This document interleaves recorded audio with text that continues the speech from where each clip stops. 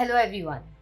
आज मैं आप सबके साथ एक बहुत ही सीरियस टॉपिक पे बात करना चाहती हूँ, एक बहुत ही सीरियस सिचुएशन के बारे में। उससे पहले आप ये देखिए।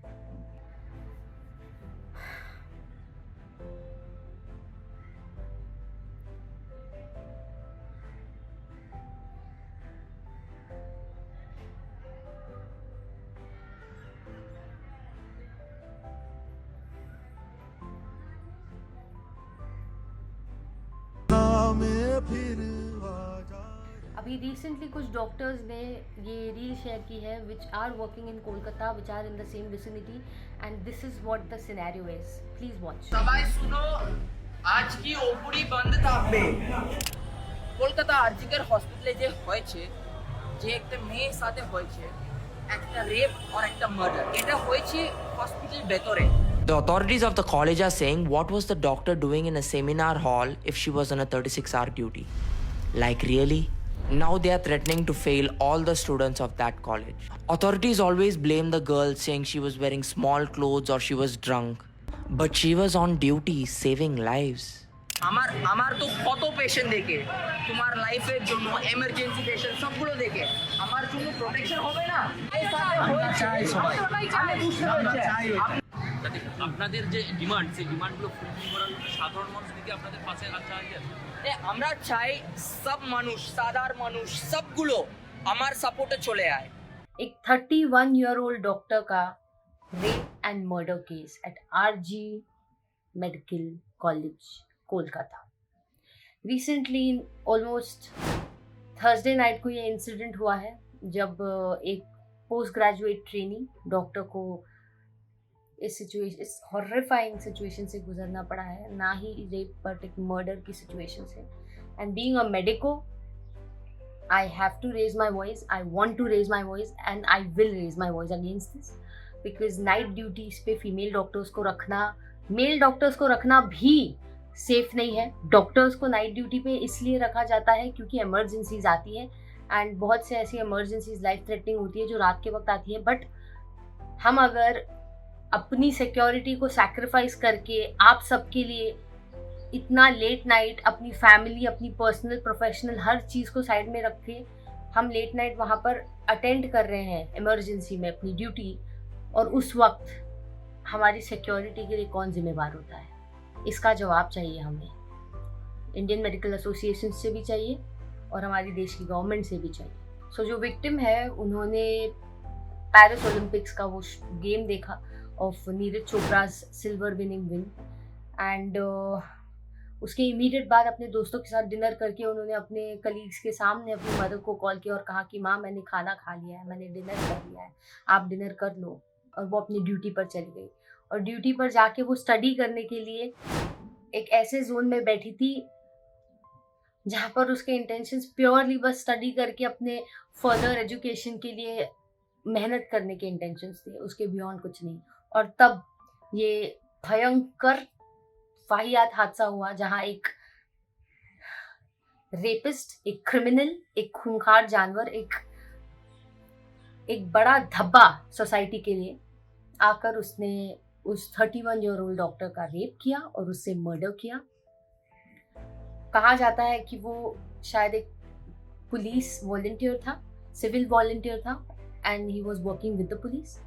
ऐसे भी कुछ बातें सामने आई हैं, और इमीडिएटली जूनियर डॉक्टर्स ने प्रोटेस्ट किया है कि उन्हें इंसाफ चाहिए, उन्हें जस्टिस चाहिए, उनकी सिक्योरिटी को मद्देनज़र रखते हुए कोई ना कोई एक्शन लिया जाना चाहिए, and we all agree to that. It's very horrifying कि जब अथॉरिटीज़ को क्वेश्चन किया गया, उन्होंने इस चीज़ पर गौर किया कि वो स्टडी करने उस स्टडी जोन में क्यों बैठी थी। आई मीन, अगर अस्पताल के किसी भी कोने में कोई भी डॉक्टर सेफ नहीं है दिन के या रात के किसी भी वक्त, तो क्या ही कहा जा सकता है। डॉक्टर छोड़िए, एक आम इंसान भी रात के वक्त अगर 12 या 3 बजे के वक्त घर से बाहर निकले तो वो सेफ क्यों नहीं है? And when is this gonna stop? Where is an end to all this? मैं अपना ही एक इंसिडेंट बताती हूँ। मैं गवर्नमेंट हॉस्पिटल में काम करती थी इन Mumbai. I can't reveal about the place, and a lot of work politics used to happen. Intentionally, जो हाउस ऑफिसर्स मेरे साथ थी डेंटल डिपार्टमेंट मैक्सिलोफेशियल में, लड़कियों को आगे पुश कर दिया जाता था कि आप नाइट ड्यूटीज पे जाइए, ताकि वो लोग आराम से पूरी रात सो सके और उनको अच्छी नींद मिल सके. मुझे भी नाइट ड्यूटीज दी जाती थी. मैंने एक भी दिन हॉस्पिटल में स्टे नहीं किया. मुझसे कहा जाता था रूल है नाइट ड्यूटी के वक्त आपको हॉस्पिटल में स्टे करना है. मैं अपने घर पर रहती थी एंड बाय गॉड्स ग्रेस वो हॉस्पिटल मेरे घर से हार्डली 10 मिनट्स दूर भी नहीं था. तो जैसे ही इमरजेंसी कॉल आता था मैं भागकर अपने घर से रिक्शा पकड़कर आधी रात को हॉस्पिटल जाती थी और पेशेंट को ट्रीट करती थी. पर मैं कभी अस्पताल में नहीं रहती थी. और जैसे ही मेरा काम पेशेंट के साथ खत्म हुआ मैं सीधा घर भागती थी, क्योंकि मुझे एक सेंस ऑफ सिक्योरिटी महसूस ही नहीं होती थी. और अचंभित हो जाएंगे आप ये सुन के कि जब भी कोई ऑन कॉल इमरजेंसी कॉल आता था, हम head and neck surgery department से, मैक्सिलोफेशियल डेंटल डिपार्टमेंट से थे, और बाकी सारे डिपार्टमेंट के डॉक्टर्स को भी ऑन कॉल रखा जाता था, जैसे न्यूरो, जनरल सर्जरी से लेकर ऑर्थो, सारे डॉक्टर्स को. सबसे पहले अगर कोई पेशेंट इमरजेंसी में होता है तो किसे आने की जरूरत है, किस स्पेशलिस्ट को आने की जरूरत है? डेंटल. अगर पेशेंट के सर पर मार लगी है या एब्डोमेन पर मार लगा है या ट्रॉमा है तो डेंटल डॉक्टर जाके क्या करेगा? बट सबसे पहले डेंटल डॉक्टर्स आ जाते थे आधी रात को अपने ऑन कॉल ड्यूटी पर. क्यों? क्योंकि बाकी डॉक्टर्स वक्त पे वहां आते नहीं थे. इतना ज़्यादा वर्क पॉलिटिक्स होता था, इतना ज़्यादा ट्रॉमेटिक एक्सपीरियंस मेरा होता था. और जब मुझे ऐसे कोई शेडी पेशेंट्स या आसपास ऐसे कोई लोग दिखते थे जिनके आसपास मैं सिक्योर फील नहीं कर रही हूँ, तो मैं अपना एक बहुत ही स्टर्न और फर्म एटीट्यूड रखती थी, जिसकी वजह से मुझे काफ़ी एरोगेंट समझा जाता था. बट वो ज़रूरी होता है. अगर आप अपने आप को एक फर्म इंसान की तरह प्रेजेंट नहीं करेंगे कि मुझसे मत भिड़िए या मुझसे मत उलझिए या मुझसे दूर रहिए क्योंकि आई एम नॉट ईजी और आई एम नॉट अ मेलो पर्सन, तो ऐसे कई सारे दरिंदे हैं जो आपको टारगेट करेंगे, आप पर नज़र रखेंगे और आपको किसी दिन ऐसे हादसे का शिकार बनाने के बारे में सोचेंगे. क्योंकि ये जो गवर्नमेंट हॉस्पिटल अथॉरिटीज़ हैं, यहाँ आने वाली क्राउड इतनी लिटरेट नहीं है, इतनी सिविलाइज नहीं है कि वो औरतों के प्रोटेक्शन के बारे में, इज्जत के बारे में या किसी भी ह्यूमन राइट के बारे में सोचे. औरतें छोड़िए, किसी भी ह्यूमन राइट के बारे में सोचे. इतनी इनको सिविलाइजेशन नहीं है. तो जैसा कि आपने देखा, अथॉरिटीज़ ने उस लड़की को क्वेश्चन करना शुरू कर दिया कि आप यहाँ क्यों बैठी या वहाँ जाके क्यों बैठी. देखिए, आपके अस्पताल में अगर कोई सिक्योर फील नहीं कर रहा है, वो अस्पताल के किसी भी कोने में किसी भी वक्त पे बैठेगा और सिक्योर फील नहीं कर रहा है, तो उसकी सिक्योरिटी को इंश्योर करना अथॉरिटीज़ का काम है. तो मेरी दरख्वास्त है हमारे देश की गवर्नमेंट से, मोदी जी से, हमारे पीएम से, हमारे प्रेसिडेंट से, being a doctor, being a medico of this country. मैं दुबई में भी काम करती हूँ, लेकिन मैं इंडिया में भी काम करती हूँ सर. मेरे रूट्स इंडियन है. मैंने इंडिया में पूरी ज़िंदगी पढ़ाई की है, पूरी ज़िंदगी मैंने यहाँ से अपना वर्क एक्सपीरियंस लिया है और मैं अभी फिर वापस इंडिया में काम करने आई हूँ. तो एक सेंस ऑफ सिक्योरिटी हम doctors to the fullest deserve करते हैं, no matter what gender we belong to, वो लड़की हो या लड़का हो. एंड हमारे कंट्री के जो गवर्नमेंट है, पीएम है, उनको स्ट्रिक्ट एक्शंस लेने होंगे. ममता बनर्जी मैम ने भी ये कहा कि उसे डेथ पेनल्टी दी जाएगी जो अक्यूज है. लेकिन कब? न्याय कब मिलेगा? सालों साल लोग जस्टिस के लिए नारे लगाते हैं, रिवोल्ट करते हैं, बट न्याय मिल नहीं पाता है. ऐसे कितने सिचुएशंस आकर गए हैं.